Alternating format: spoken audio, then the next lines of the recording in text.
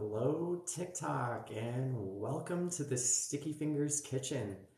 My name is Chef Dylan, and today I'm here to show you how to cook some Greek Spanakopita cups.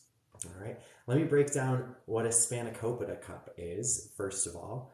All right, Spanakopita literally means spinach pie, but it's way more than that. All right, if we were in Greece, this would be one of the most popular dishes around. All right, Spanakopita is a mixture of phyllo dough, spinach, feta cheese, onions, and all sorts of whatever you want to put in the middle too, any seasonings or flavors. And then you lock it inside of that phyllo crust and bake it until it's crunchy and delicious. All right, so let's break it down a little further. First thing we need to do, we're in the kitchen, so wash your hands if you're cooking along with me.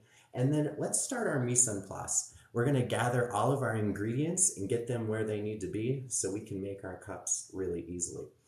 All right, first things first, instead of using a phyllo dough crust today, which can sometimes be hard to find or hard to use, we're going to use some wonton wrappers. All right, so get out about 24 wonton wrappers if you're going to make a full batch with me. All right, and some frozen spinach. We'll need about a half cup for the recipe today. This will be the filling. And it's kind of wet, so what I've done beforehand is I just took my spinach, and you can see it's kind of wet, so you can squeeze as much water out of it as possible. Okay, take your spinach and squeeze that water out. All right, those are the main two ingredients. From there, we'll need to make a nice, cheesy, saucy, delicious filling. So go ahead and get out some Greek yogurt, roughly 2 tablespoons, and roughly half a cup of feta cheese. And if you're like me, take a little snack, taste test your feta cheese. It's one of my favorites. It sits in a brine, so it gets really sour and pickly, which gives us a really nice depth of flavor inside of our cups at the end.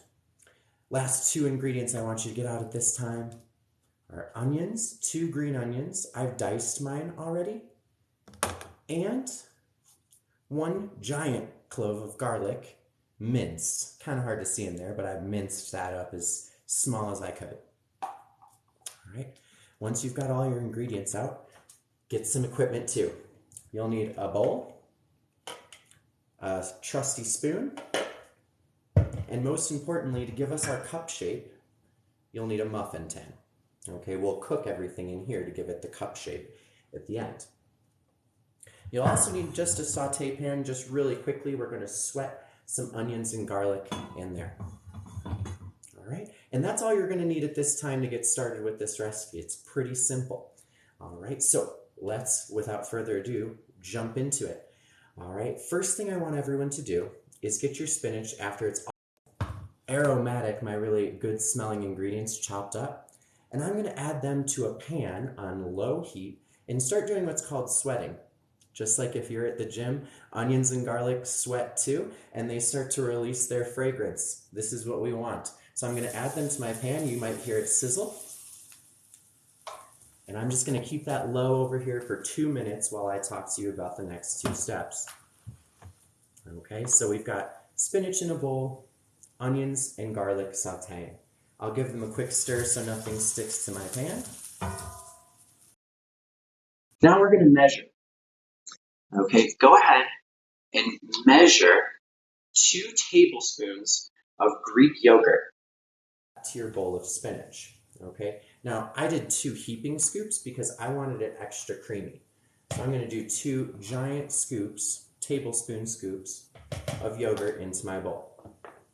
Okay, and now my favorite, add your full half cup of feta as well. Okay, so there's spinach, yogurt, and feta in my bowl at this time. Okay, when you're done with that, your onions and garlic should be sweating. They don't want any color on them, just to start really softening them and making the flavor a little more mild.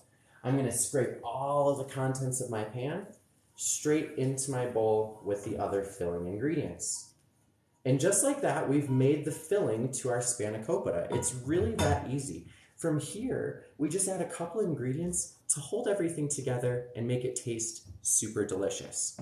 Okay, so after you have your spinach, your green onions, your garlic, your feta, and your yogurt in your bowl. Give it a couple stirs while you add a pinch of salt and a pinch of pepper. All right, a pinch of salt and a pinch of pepper. Get that nicely mixed in and incorporated. And if you want to give it a taste at this time to make sure that it's got enough salt, give it a taste. It's always good to taste your food before you serve it. All right, I've set that off to the side. So now I'm going to get out my last ingredient, the egg. Okay, you'll need to crack your egg into a separate bowl and just make sure you don't get any shells in there. And then once your egg is cracked, you can dump it straight in to your bowl of filling. Once you have your egg and your spinach and all of those ingredients mixed together, it should look nice and creamy like this. Kind of like a version of creamed spinach if you've ever had that dish. All right, I'm going to set this off to the side now.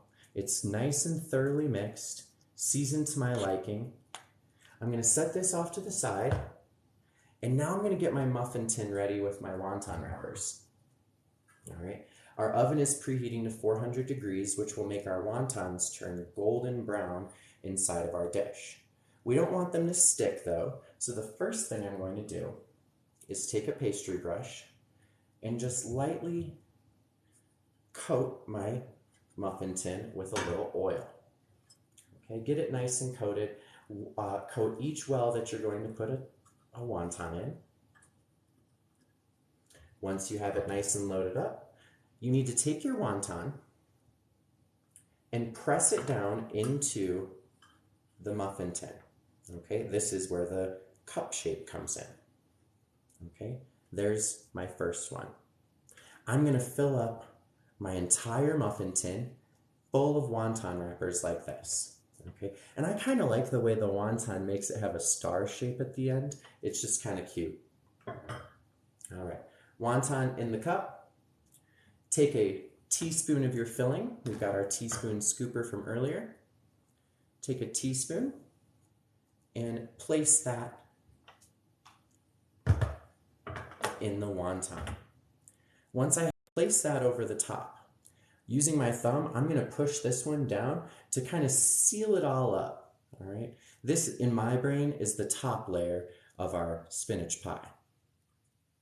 All right, there you go. Once you have this part done, we're going to put a little more filling on the top. Not quite as much, but another little scoop of our filling straight on the top of our Spanakopita cup. All right, place that in there and then press it down. When it's all said and done, you should have something in your pan that looks like this. A double wonton wrapper with our filling that we've made with spinach and cheese and yogurt and seasonings filled in the middle. Okay, this is going to go into your oven just like so for 8 to 10 minutes at 400 degrees. I'm going to go ahead and do that with my one right here. Slip that in. All right. While that's cooking, go ahead, take a second to tidy up your kitchen, have another little feta cheese snack, and I'll tell you a little bit more about sticky fingers while I'm doing the same. So sticky fingers has been around since 2012, and we've been cooking up tons and tons of recipes since then, like 1,000 recipes. All right, tons and tons of recipes for kids all over the planet. This is just one of our recipes that comes from one of our new cookbooks. All right, this is our Global Taste Buds cookbook. You can find our cookbooks and much more. If you go to our profile and click the link there, you'll be taken to our website with lots more information to our cookbooks, parties, events, anything you could ever want to do with sticky fingers, we've got you. All right, after 8 minutes, check your Spanakopita. It should have puffed up a little bit and gotten crispy on the edges. All right, here's our Spanakopita out of the oven. It's a crispy, handheld cup with our yummy cheesy filling on the top. Serve this lukewarm, or warm if you really want to, traditionally lukewarm, Serve this at your favorite party as an awesome handheld snack and impress all of your friends that you didn't just buy it from the store.